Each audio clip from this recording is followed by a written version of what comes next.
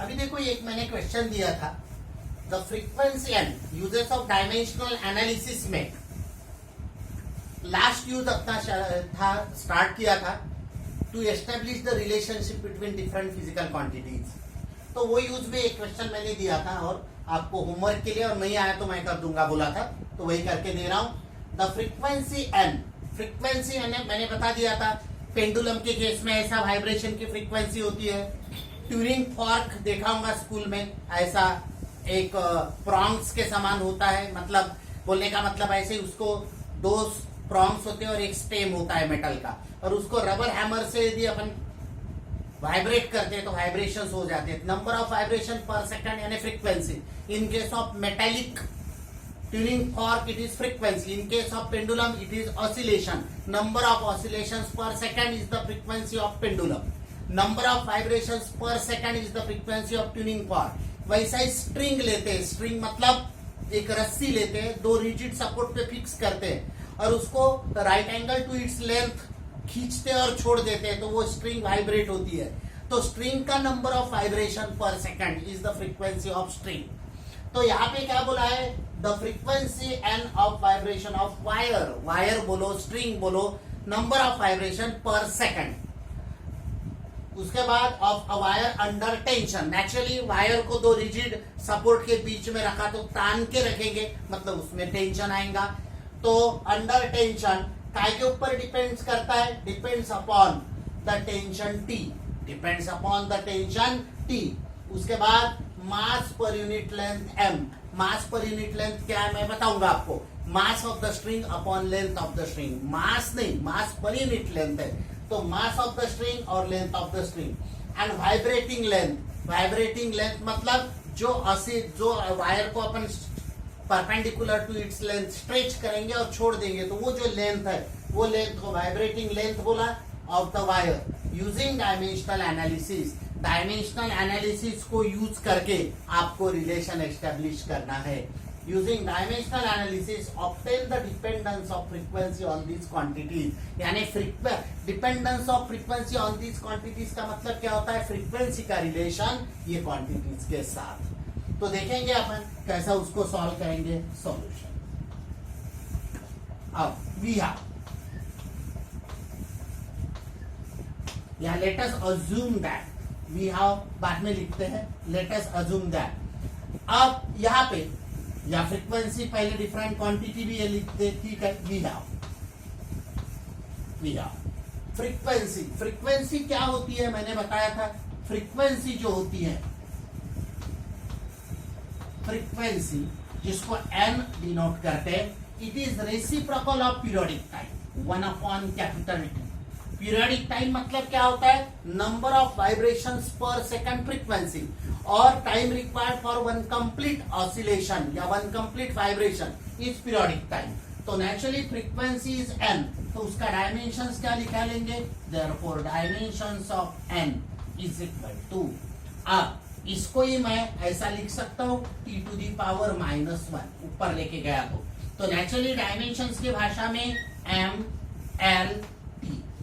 अब क्या होगा यहाँ पे m0, l कितना होगा 0, l का कोई काम नहीं, और t इज -1, तो दिस इज फ्रीक्वेंसी का डायमेंशन। उसके बाद मास पर यूनिट लेंथ का डायमेंशंस निकाल लेते हैं, मास पर यूनिट लेंथ। फिर आगे कैसा यूज करेंगे मैं बताता हूं, मास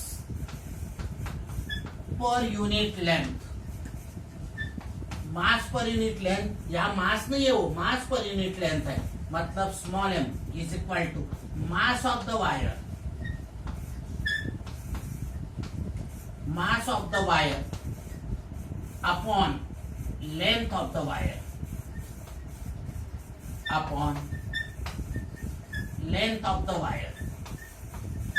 मास पर यूनिट लेंथ मतलब mass of the wire upon length of the wire. अब इसको कैसा सॉल्व करेंगे, तो मास पर यूनिट लेंथ का dimensions, therefore dimensions small m, और बॉक्स ब्रैकेट में लिखा मैंने स्मॉल m काय के लिए, यहाँ पे मास पर unit length, be careful, it is not for mass, is equal to mass of the wire. क्या होता है मास ऑफ द वायर का डायमेंशंस, मास मतलब m1, L 0 और T 0 upon length of the wire मतलब M 0, उसके बाद L 1 क्योंकि लेंथ है वहां पे L 1 और T 0, T का कोई काम नहीं तो T 0। तो ये हो गया। अब इसको थोड़ा सा सिंप्लीफाई कर लेते हैं। तो डायमेंशंस ऑफ M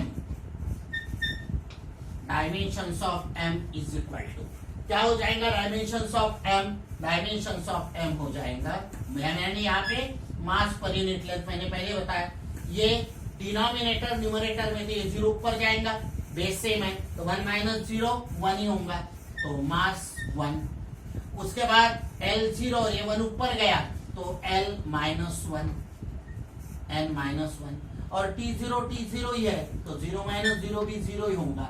तो ये तो मैंने फिलहाल काय के लिखा, ये देखो N डायमेंशन, ये काय का फ्रीक्वेंसी का।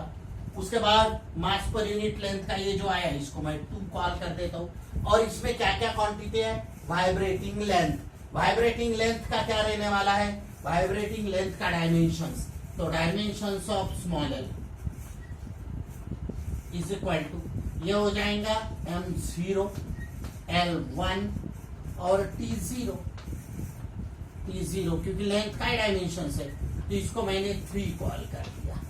फिर आगे देखो vibrating length of the wire using dimensional analysis. ये देखो यहाँ पे एक लिखने का frequency end of vibration of the wire under tension depends upon the tension का भी डायमेंशंस लिख लेते। अब मैंने यहाँ पे 1 2 3 टेंशन का आगे भी लिखा तो चलेगा, टेंशन का डायमेंशंस। तो टेंशन, अब ये देखो आप, ये टेंशन क्या होता है? कोई भी इसमें जब टेंशन आता है तो टेंशन एक प्रकार का फोर्स होता है। टेंस होना, वायर को स्ट्रेच करना मतलब एक प्रकार का फोर्स लगाना। तो यहाँ पे टेंशन का डायमेंशन जो रहेगा वो डायमेंशन फोर्स के डायमेंशंस के बराबर रहेगा, ये आपको याद रखना है। तो नेचुरली डायमेंशंस ऑफ टेंशन जो रहेगा वो टेंशन का, मैंने क्या बोला, व्हाट इज टेंशन? यहाँ लगे तो या डायमेंशन मत बनाओ, डायमेंशन ये देखो यहाँ पे लिखो tension is equal to force. तो डायमेंशंस ऑफ टेंशन क्या रहेगा? फोर्स का आपको मालूम है M1 L1 और T माइनस 2। पूरे मैंने जो फिजिकल क्वांटिटीज है इसके पहले मैंने डायमेंशंस लिख लिया। क्या है? देखो फ्रीक्वेंसी ऑफ वाइब्रेशन, देखो फ्रीक्वेंसी ऑफ वाइब्रेशन का। उसके बाद टेंशन का मैंने आखिरी में लिखा, वहां पे नहीं लिखा था तो कोई प्रॉब्लम नहीं, टेंशन लिखा। मास पर यूनिट लेंथ, देखो मास पर यूनिट लेंथ का यहाँ पे लिखा। क्या फॉर्मूला है मास पर यूनिट लेंथ का? मास of the wire upon length of the wire. और उसके बाद यहाँ पे मैंने लेंथ ऑफ द वायर का अलग से भी निकाल लिया, यहाँ पे लेंथ का भी होना। तो ये निकाल के अभी मैं आगे कैसा कन्वर्ट कर रहा हूँ बताता हूँ इसके बाद। Now let us assume that, क्या बोला है? फ्रीक्वेंसी डिपेंड करती है मतलब डायरेक्टली प्रोपोर्शनल टू टेंशन, उसके बाद लेंथ और मास पर यूनिट लेंथ। फ्रीक्वेंसी काय के ऊपर डिपेंड करती बोला उन्होंने? डिपेंड करती है प्रोपोर्शन, उसको मैं के में कन्वर्ट करता हूं। तो frequency of vibration is directly, late us assume that frequency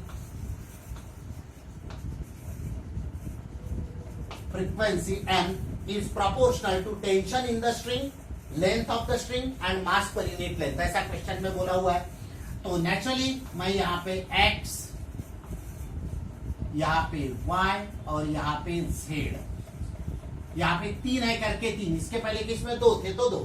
तो naturally N is equal to, इसको मैं इसमें कन्वर्ट करता हूं कांस्टेंट में, तो N is equal to K। अब K क्या होता है? Constant of proportionality which is dimensionless, तो इसका डायमेंशन नहीं रहता है। यहाँ पे T to the power X, उसके बाद L to the power Y और उसके बाद M to the power Z, और इसको मैं इक्वेशन 1 कॉल कर देता हूं।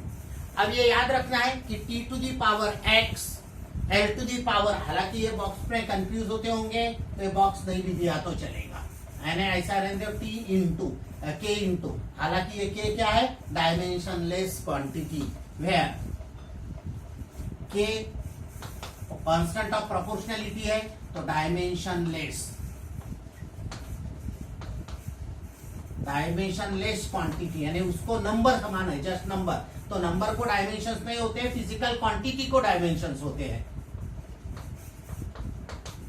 Dimensionless quantity. अभी क्या करेंगे, इसके पूरे डायमेंशंस यहां से लिखेंगे।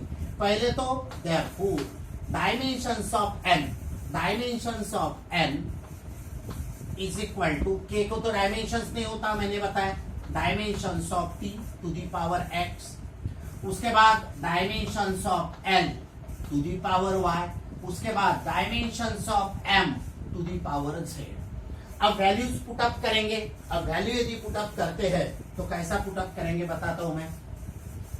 तो फ्रीक्वेंसी का डायमेंशन देखो ये है, तो देयरफॉर बॉक्स ब्रैकेट में n का डायमेंशन m0 l0 t का पावर माइनस, ये देखो पुट कर दिया, इज इक्वल टू t यानी यहाँ पे पीरियड नहीं, t यानी टेंशन है, और टेंशन फोर्स के बराबर होता है, मैंने बताया टेंशन काय के बराबर होता है, फोर्स, और फोर्स का डायमेंशन क्या है यहाँ पे m1 l1 और t-2। ये डायमेंशंस हमेशा याद में काम में आती, इसलिए याद ही कर दो। इसका पावर x, देखो इसका power x multiplied by length का डायमेंशंस m0 l1 और t0, इसका power y multiplied by small m यानी मास नहीं है यहाँ पे, मास पर यूनिट लेंथ है, और मास पर यूनिट लेंथ का डायमेंशन देखो m1 l-1 और t0, m1 l-1 और t0, और इसका पावर z। अभी इसको सॉल्व करते हैं। सॉल्व करने के बाद क्या आंसर आता वो देखेंगे। तो इसको यदि सॉल्व करते हैं तो यहाँ पे इधर तो x y वगैरह पावर में नहीं, तो m0 l0 t-1 ये ऐसा ही रहेगा, इज इक्वल। अब ये x जो है हर एक पावर को मल्टीप्लाई होगा, m 1 into x l 1 into x, उसके बाद t -2 इंटू x -2x, ये लिख लिया। उसके बाद यहाँ पे m 0 into y 0, l 1 into y और t 0 इंटू 0 हो गया, यहाँ पे इंटू 1 इंटू z होगा, उसके बाद l -1 इंटू z तो -z, और t यहाँ पे 0 इंटू एनीथिंग, ये देखो ये लिख लिया। अब therefore this is equal to m0 l0 t-1 is equal to, पहले तो ml की लिख लेते हैं m l t। उसके बाद देखो आप ये x बेसिस सेम हो गए तो पावर ऐड होता है, x प्लस 0 प्लस z, तो नेचुरली x प्लस z। मैं थोड़ा दूर दूर लिखता हूं, यहाँ पे ये x प्लस z। उसके बाद l का x y एडिशन होगा, क्योंकि इंटू में देखो बेसिस सेम रहा और इंटू रहा तो पावर की एडिशन होती है, x प्लस y, और ये इंटू रहा तो बेसिस पावर की एडिशन, तो x plus y minus z, x plus y minus z। अब रहा t का पावर क्या करने वाले हैं, तो t का पावर आएगा, t का पावर -2x 0, मतलब वो 0 ही रहेगा, -2x प्लस 0 प्लस 0 यानी -2x। अब क्या करेंगे, पावर इक्वेट करेंगे, इक्वेटिंग पावर्स,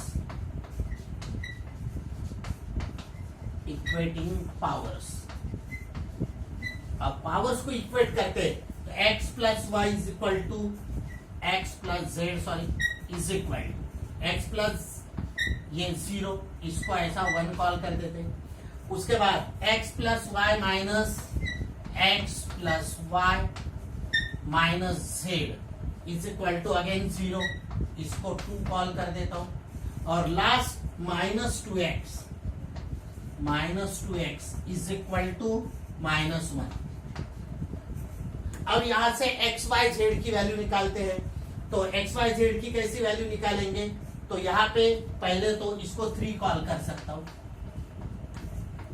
अब यहां से 2x इज इक्वल टू -1, तो 2x क्या हो गया 1, तो x क्या हो गया 1/2, यानी x की वैल्यू तो निकल गई, ये x की वैल्यू।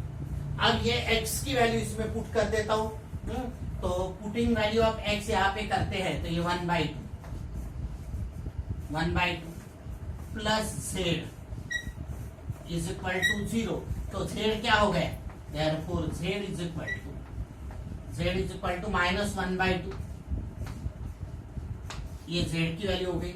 अब x और z दोनों आ गए, अब y निकालना है तो यहाँ पे पुट कर देते, तो putting value of x and y, यहाँ पे मैं ये इतने से शॉर्ट इसमें लिखता हूं या बाद में लिखा देता हूं, पहले इतना अच्छे से समझ। अभी देखो आपके क्वेश्चन में क्या बोला है, फ्रीक्वेंसी ऑफ वाइब्रेटिंग स्ट्रिंग काय के ऊपर डिपेंड्स करता है, तो tension in the wire, mass पर यूनिट लेंथ एंड लेंथ। तो मैंने क्या लिखा, यहाँ पे TML भी लिख सकते हैं। एज पर यूर क्वेश्चन क्या दिया है कि frequency of vibration depends on tension in the string, मास पर unit length and length of vibrating string. हालांकि इनटू है तो लिखते समय आप TML लिखे तो भी चलता, TLM लिखे तो भी चलता। तो मैंने यहाँ पे TLM लिखा, आप TML से भी करेंगे तो चलेगा, सिर्फ XYZ की वैल्यू थोड़ी सी इंटरचेंज होंगी बट फाइनल आंसर चेंज नहीं होगा। कैसा मैं बताता हूँ आपको। तो अभी क्या होगा, यहाँ पे Z की वैल्यू -1/2, X की वैल्यू 1/2। अब ये X और Z की वैल्यू यहाँ पे पुट करता हूँ, पुटिंग वैल्यूज। तो ये पूरा देख लिया होगा आपने अच्छे से। अभी मैं क्या करता हूँ, यहाँ पे ये इतना मिटा देता हूँ।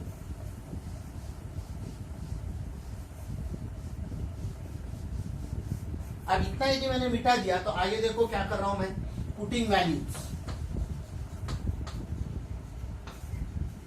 वैल्यूज ऑफ x y, क्या क्या निकल गया, x और z, sorry x and z in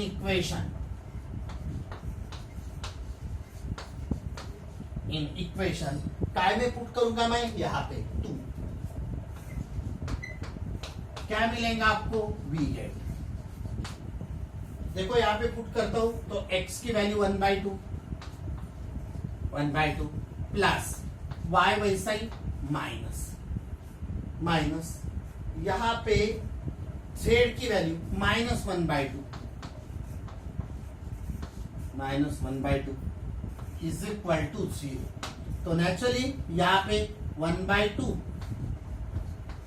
plus y minus of minus plus 1/2 is equal to 0। तो फाइनली 1/2 1 होगा, उधर जाएगा तो y इज इक्वल टू -1, और ये जो x y z की वैल्यू है वो x y z की वैल्यू इक्वेशन नंबर 1 में पुट करता हूं। तो यदि इक्वेशन नंबर 1 में पुट किया तो फाइनली क्या मिलेगा आपको, सो देयरफॉर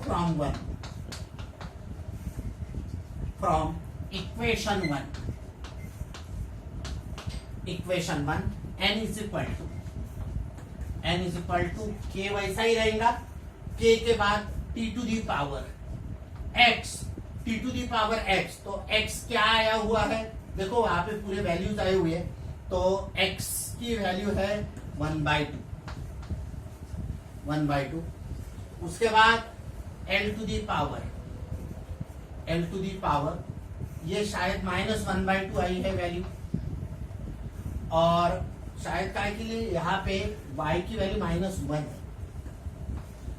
या -1, और m मास पर यूनिट लेंथ इसकी वैल्यू -1/2 आई हुई है। मैंने वो वैल्यू मिटा दी है, तो आपको मालूम है x की वैल्यू, y की वैल्यू और z की वैल्यू। तो therefore n is equal to k, उसके बाद मल्टीप्लाइड बाय ये -1 को जो है मैं 1/L लिखता हूं, l का पावर 1, -1 लिखते तो l का पावर 1, उसके बाद t to the power 1/2, t का पावर 1/2 मल्टीप्लाइड बाय, इसको भी वैसा लिखता हूं 1/m का पावर प्लस 1/2, माइनस को डिनोमिनेटर में लिखे तो +1। अब मैं क्या करता हूं, इसको k/l लिखता हूं, n is equal to k/l multiplied bye.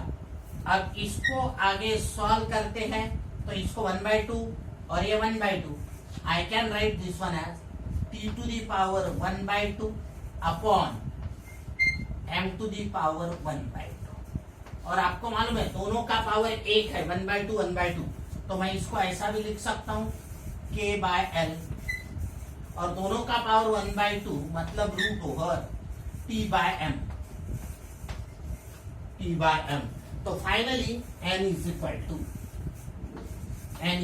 To k by l into root over t by m। तो ये आप 12th क्लास में frequency of vibration of string का फॉर्मूला एक जगह पे यूज करते तो यही फॉर्मूला आता।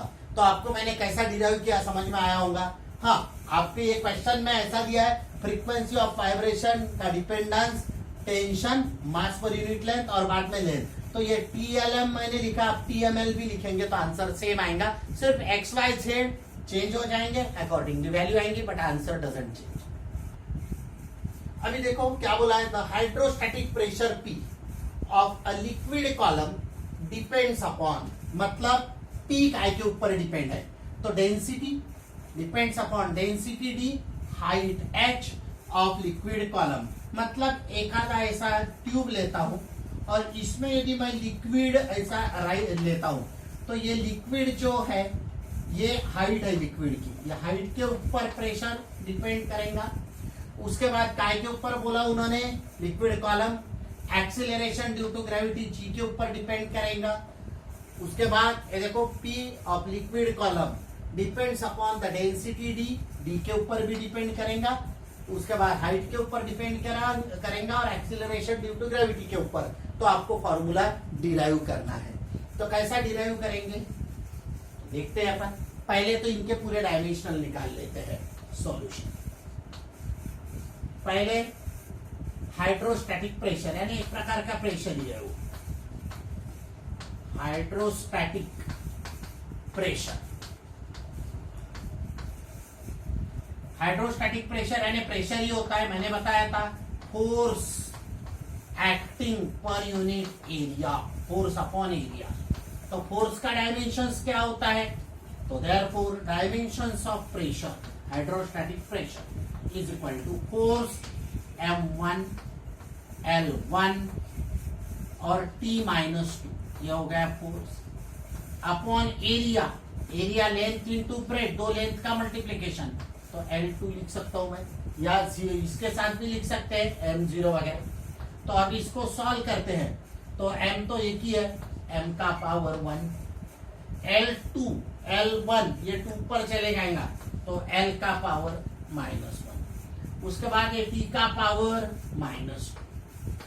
अब इसको मैं इक्वेशन 1 कॉल करता हूं। अब प्रेशर हो गया, उसके बाद डिपेंड्स ऑन डेंसिटी, तो डेंसिटी क्या होता है आपको मालूम है, डेंसिटी ये होता है mass upon volume, mass upon volume. Therefore density का डायमेंशंस,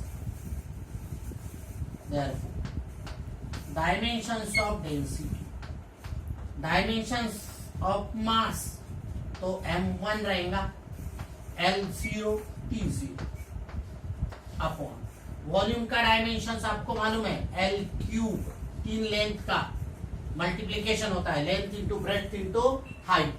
तो नेचुरली इसको सॉल्व करें तो आपको क्या मिलेगा, M 1 ही रहेगा क्योंकि एक ही मास है, L क्या होगा 0 और ये 3 ऊपर जाएगा तो -3, और T0 ये होगा, इसको मैं 2 कॉल करूंगा।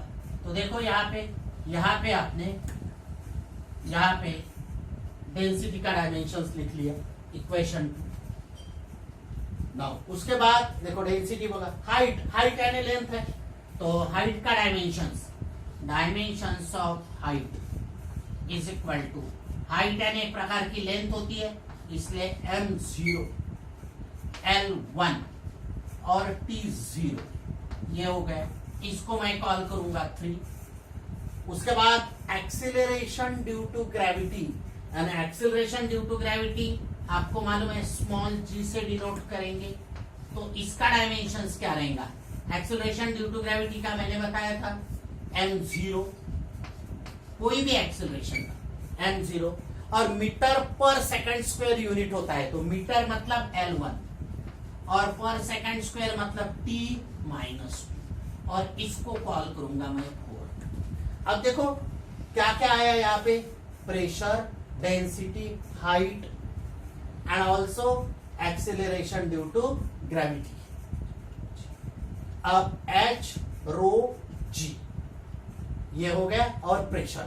अब इसको कैसा इक्वेशन में कन्वर्ट करेंगे तो ये मैं आपको बता देता हूं, पहले तो ये अच्छे से समझ लो, अभी ये प्रॉब्लम मिटा देता हूं। देखो hydrostatic pressure of liquid column depends मतलब P डिपेंड्स, तो P डिपेंड्स के लिए क्या करेंगे, late us assume that, late us assume that, क्या बोला है, हाइड्रोस्टैटिक प्रेशर डिपेंड्स ऑन क्या क्या बोला था उन्होंने, तो पहले तो hydrostatic pressure depends on density. Order से देखो, आप ऑर्डर देख लेते हैं अपन, क्या क्या काय के ऊपर डिपेंड कर रहा है, तो डिपेंड्स अपॉन डेंसिटी, मतलब यहां पे मैं डी लिखता हूं। उसके बाद हाइट, डी का पावर एक्स, हाइट का power Y, height of liquid column, and acceleration due to gravity, तो जी का पावर जेड। तो मैंने यहाँ पे डेंसिटी, हाइट और एक्सीलरेशन ड्यू टू ग्रेविटी, और एक बार ऑर्डर जो दिया है, हालांकि इधर उधर हो गया तो भी चलता, बट और एक बार चेक कर लेते हैं।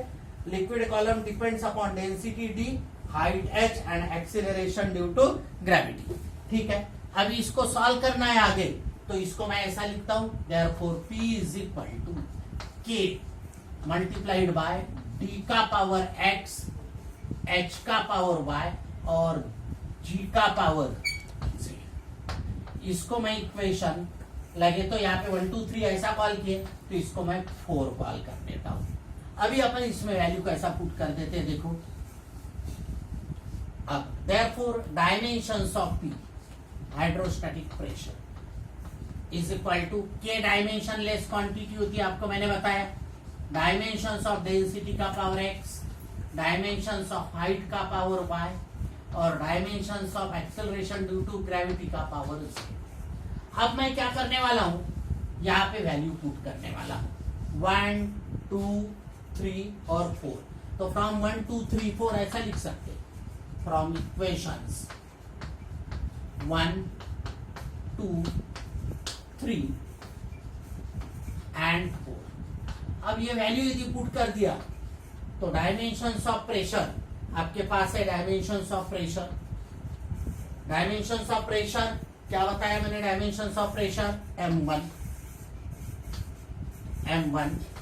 L-1 डिराइव करके दिया मैंने। उसके बाद डायरेक्ट यदि मालूम है तो फिर कोई प्रॉब्लम ही नहीं, इज इक्वल टू, नहीं मालूम था ऐसे डिराइव कर लो, K इंटू डेंसिटी का डायमेंशंस, ये देखो यहाँ पे डेंसिटी का डायमेंशंस m1, उसके बाद L-3 और T का power 0,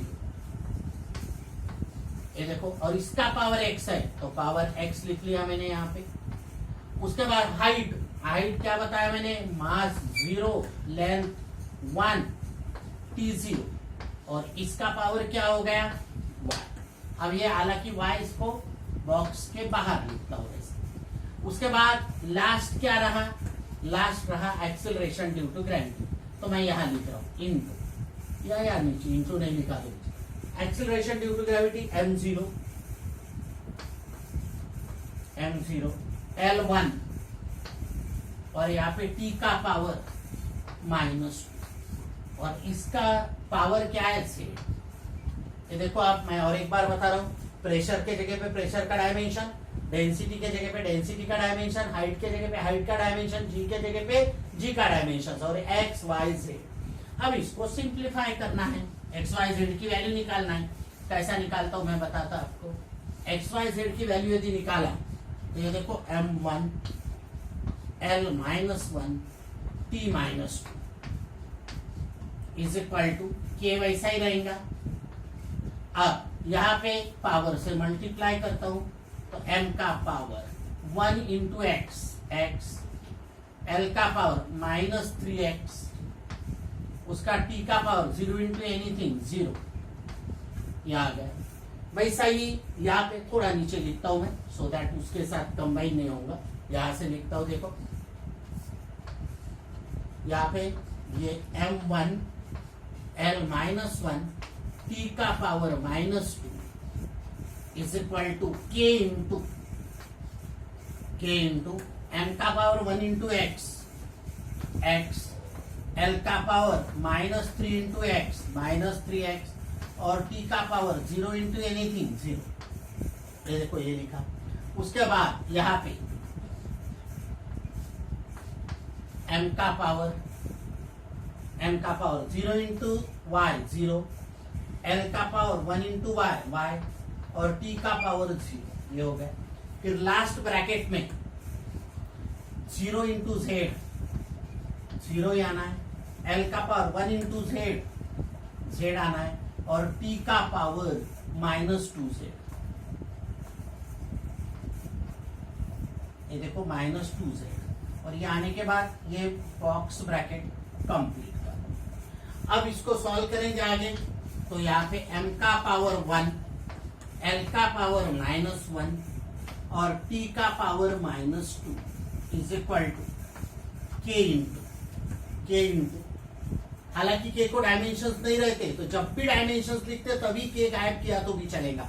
k is dimensionless quantity, यहाँ से k मत लिखो, लिखा तो भी चलेगा, नहीं लिखा तो भी चलेगा। तो और इजी जाएगा तो लिखो ही मत, क्योंकि आखिरी में मैं एलिमिनेट करूं या यहाँ से एलिमिनेट करूं तो कोई फर्क नहीं पड़ने वाला है। तो यहाँ पे आप यहाँ से नहीं लिखते अपन। अब इसको सॉल्व करें तो m का पावर, अब देखो x +0 यानी x रहेगा, l का power -3x + y + z, -3x + y + z, और उसके बाद t का पावर 0 + 0 -2z, मतलब -2z। अब इसको इक्वेटिंग पावर्स करते हैं, इक्वेटिंग पावर्स।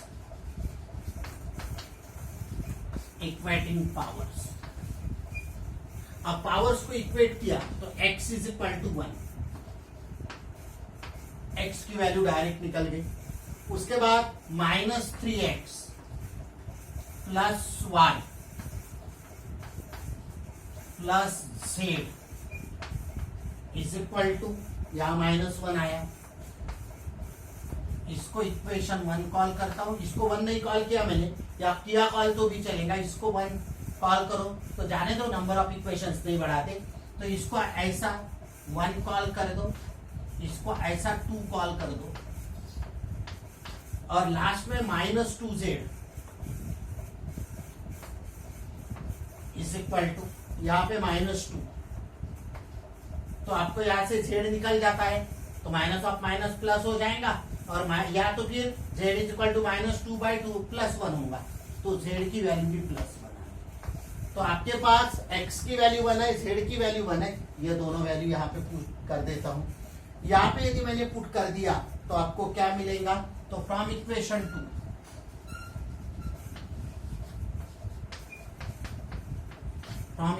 2 देखो -3, x की वैल्यू 1 है, 1, उसके बाद प्लस y वैसा ही रखा, देखो y वैसा ही रखा, प्लस z की value again 1 is equal to इधर -1। तो देखो मैंने वैल्यू पुट कर दिया। अब इसको आगे सॉल्व करूंगा मैं, तो सॉल्व यदि करूंगा तो ये -3 यहाँ पे लिखता हूं, -3, और ये +1 + y इज इक्वल टू -1। अब देखते क्या होगा, ये हो गया -2, ये -2 हो गया। देखो -3 + 1 -2 को उधर लेके गए तो +2, यानी y की वैल्यू क्या आएंगी, y की वैल्यू आएंगी -1 + 2, सो दैट 1 ही आएंगी, y की भी वैल्यू क्या आएंगी 1, यानी यहां लिख रहा हूं फाइनली यानी सभी वैल्यू निकालने गए, यानी x की वैल्यू 1, y की वैल्यू 1 और z की वैल्यू 1। ये देखो यहाँ पे x की वैल्यू 1, यहाँ ये y की वैल्यू 1 और यहाँ पे ये z की वैल्यू 1, और ये तीनों वैल्यूज मैं यहाँ पे पुट कर देता हूँ। तो यहाँ पे यदि पुट किया, ये मिटा रहा हूं अभी मैं, अब यहाँ पे पुट कर दिया तो पुटिंग वैल्यूज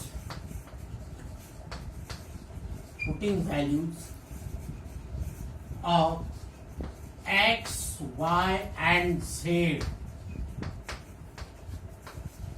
इन इक्वेशन 4, तो आपको मिलेगा p is equal to k multiplied by d to the power x की वैल्यू 1, उसके बाद h y की भी वैल्यू 1, उसके बाद g इसकी भी वैल्यू 1, इसका ही मतलब dHg, और इसको अरेंज करते समय प्रेशर के लिए h के मल्टीप्लाइड बाय, पहले h लिखा जाता है, h का पावर 1 नहीं लिखा तो भी चलता, d का पावर 1 लिखा नहीं तो भी चलता, और g पावर 1 नहीं लिखा तो भी चलता। तो h is equal to KHDG, P is equal to pressure. हालांकि बहुत बार डेंसिटी को रो भी डिनोट करते हैं, density is also denoted by rho. तो हाइड्रोस्टैटिक प्रेशर का फॉर्म, और एक्सपेरिमेंटली ये प्रूव करते सकते हैं कि K की वैल्यू 1 होती है। तो ये आपको हाइड्रोस्टैटिक प्रेशर उसमें बता देते हैं, तो K की value we can prove as 1। तो नेचुरली HDG या H रो G, क्योंकि डेंसिटी को रो भी डिनोट करते हैं, तो ये इसका फाइनल फॉर्मूला है H रो G डेंसिटी, और K is equal to HDG, this is final formula. तो अभी देखो, ये जो मैंने बड़े बड़े क्वेश्चंस लिए, ये आपको समझाने के लिए एंट्रेंस एग्जाम 11th में, यू डोंट वरी, इतना डिटेल बहुत ज्यादा नहीं भी आता है, तो 11th के एग्जाम नॉर्मल होते हैं, आपको ये समझना बहुत जरूरी है। यदि आप एंट्रेंस देंगे, नीट देंगे, जेई देंगे, सीईटी देंगे, तो उसमें समझ गया तो एक्स वाई जेड के वैल्यू, और उसमें भी क्लासरूम में जब और अच्छे से होता है, यहाँ पे भी बहुत अच्छे से होगा, तो और आइडियाज क्लियर होते हैं, डबल रिवाइज करेंगे डायमेंशनल एनालिसिस का। बट अभी एट प्रेजेंट भी मैंने ईच एंड एवरी टर्म, इतना डिफिकल्ट नहीं है और बहुत बड़ा टेंशन लेने की आवश्यकता नहीं है, 12वीं में नहीं है, ये 11th के सिलेबस में, एंट्रेंस में इसका काम पड़ता है। तो आज मैंने डायमेंशनल एनालिसिस के यूजेस का इंपॉर्टेंट लिया। अब इसके बाद एरर शुरू करेंगे, सिग्निफिकेंट फिगर है इसमें, अभी इजी टॉपिक है, इतना डिफिकल्ट नहीं है, ये भी डिफिकल्ट नहीं है पर थोड़े कैलकुलेशन है। तो आपको ये अच्छे से समझाऊंगा, प्रैक्टिस करना है, और हमेशा के समान इसको चैनल को सब्सक्राइब करना है, लाइक करना है और शेयर करना है। तो इसके बाद आगे कल अगले वीडियो में आगे बढ़ेंगे।